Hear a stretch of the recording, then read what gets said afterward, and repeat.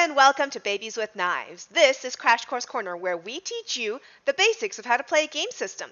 Today we're taking a look into Capers, a superpowered game of gangsters in the roaring 20s. I'm Alice Peng, aka Lala Twiddle on the boards. And I'm Brandon Powers. Capers is an altered history setting that takes place in the 1920s with a focus on the cops and robbers of the time. The world up until recently is very similar to our own, though people of all races and genders have more equality than in our own history. Where the setting takes a big turn from our history is back in 1912 when a thief used superpowers to steal money from a bank. The newspaper reported a daring caper in Omaha, and thus the association with superpowered individuals and the name Capers was cemented. Join the Babies with Knives while we get into our way back machine and take an in-depth look at capers in this week's Crash Course. Capers uses no dice. Instead, each player has a deck of cards with aces high, including both jokers. This deck is used to randomize success and failure. When making draws from the deck, a player wants to pull cards of equal or higher value than the target score, or TS for successful action. In addition to the number printed on the card, the suit or color of the card can influence parts of the action. Suits are ranked alphabetically, from clubs being the worst to diamonds, then hearts, and finally spades being the best. Actions that use a club will succeed with a complication, or fail spectacularly, gaining a botch in addition to normal failure results. Spades will either succeed with a boon, or fail, but you gain motivation. Jokers in the deck are extra special. One joker will be a good joker, while the other is a bad joker. When a bad joker is drawn, the character's turn immediately ends, the action that they were attempting fails, and suffers a botch. And they take no additional actions until the next turn. The good joker is a success at the task, provides a boon, and allows the character to take an additional immediate action. Decks are reshuffled at the end of significant encounters, like combats or other involved scenes. This allows players to look at the cards that they have already discarded from their deck and predict what cards might be coming up for their future actions. But sooner or later they will lose insight when a reshuffle is called for by the Game Master. When it comes time for a character to attempt action, they need to pull cards from their deck to determine success or failure. Characters will draw a number of cards equal to the associated trait and a bonus card if they have the appropriate skill.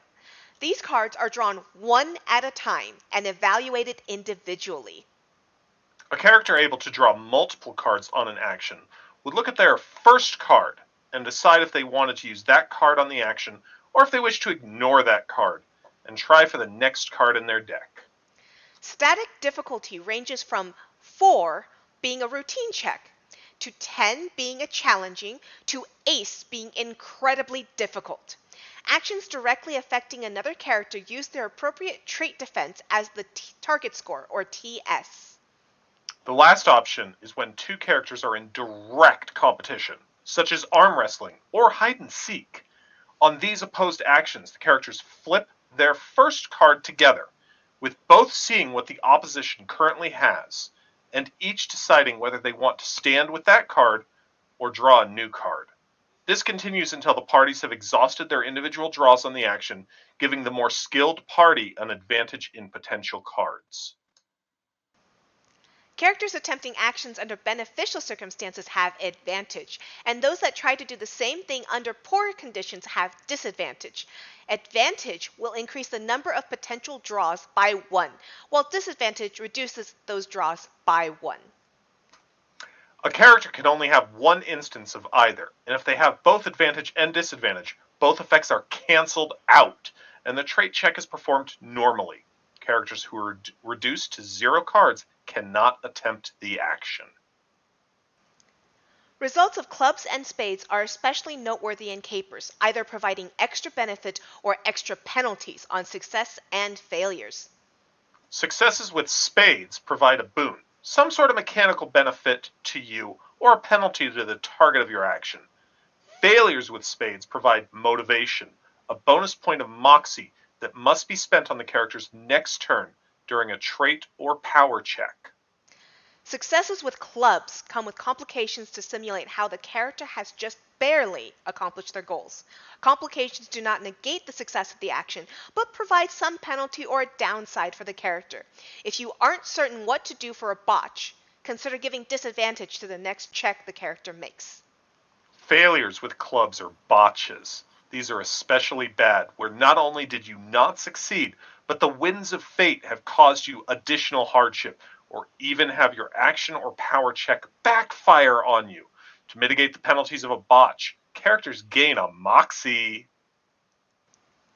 When a character is forced to make a check when it is not their round, it is a reaction check. The most common reaction check is when initiative is being determined. GMs will announce the trait and skill of the reaction check, and players will pull only the top card from their deck and add their trait to the card's value, along with an additional +1 if they have the skill. Any character who has a total over ace relates that result as ace plus the value they are over the ace. The GM will determine which value succeeds at the check or record them to establish an initiative order. When the action cranks up, it's time to jump into action sequence, pulling Tommy guns from violin cases. Initiative is determined with agility, sense reaction checks, with suits breaking ties alphabetically from clubs to spades. Good jokers give you the first action, while bad jokers give you the last action. Each round of the action sequence lasts approximately 6 seconds, allowing each character a trait action and an appropriate number of free actions. Characters can move up to their speed as a free action, double their speed as a free action but take disadvantage on their checks that round, or triple their speed as a trait action. When it comes time to wipe that smug look off that Kappa's face, it's time to make an attack check. Melee attacks will be a strength check with either melee weapon or fisticuffs as the associated skill. Ranged attacks use agility and either guns or ranged weapons for the skill. Ranged weapons have 2 ranges. The first is for short range, which is handled normally. The second is for long range, which confers disadvantage on the check. The result of the check is then compared against the target's body, a characteristic based off of agility defense. Successful attacks deal a number of hits of damage determined by the weapon and attack suit or color. Suit damage is more dangerous than color damage. Suit damage will do between 1 damage for clubs and up to 4 damage for spades. For color damage, black successes do 2 damage, while red successes do only 1 damage. These damage values can be further modified by the weapon, with the classic Tommy gun doing suit +2 damage on a successful hit. When a player character is reduced to 0 hits, they are either temporarily out of action or dead, based on the player's decision. Characters that are removed might be kidnapped, knocked unconscious, or fall off the train. These characters will eventually recover at 1 hit. Characters that die are given 1 more round of action for their blaze of glory. Since it is a character's last round alive, the player is encouraged to spend all the moxie they can and make it as memorable a death as possible. That is Crash Course for Capers. While the Capers core rulebook provides the 1920 setting, be sure to check out some of Nerdburger's other books. For Capers on the Spanish Main, try Capers Pirates. The 1940s hard-boiled detective is in Capers Noir, and Capers Covert lets you channel your inner Mrs. Peel and Odd Job in the 1960s world of super spies. Nerdburger Games' next Kickstarter launches later this month for Capers Off-World, a setting that takes place in 1920s fantastical exploration of space and characters like John Carter. Please come back for our other Capers Crash Course, where we look at the character side of the game, our character creation, and Capers' actual play, run by Craig Campbell himself. As always, thanks for watching, and come back next time to get honed.